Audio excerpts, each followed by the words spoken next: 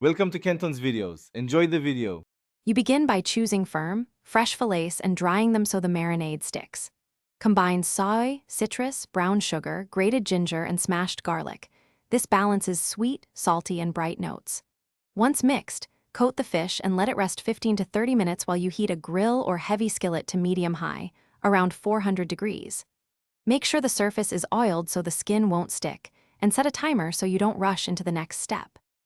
You start cooking skin side down to render fat and get a crisp exterior. Press briefly to stop curling. Cook without moving for 3 to 5 minutes depending on thickness, then flip gently with a spatula. For thicker fillets, lower heat and cover briefly to finish through without burning the outside. This traps steam and keeps the flesh moist. Once the fish flakes easily with a fork and feels slightly springy, remove it. Make sure to rest it a minute so juices redistribute before serving. You finish by adding fresh citrus and herbs to brighten the rich, caramelized surface.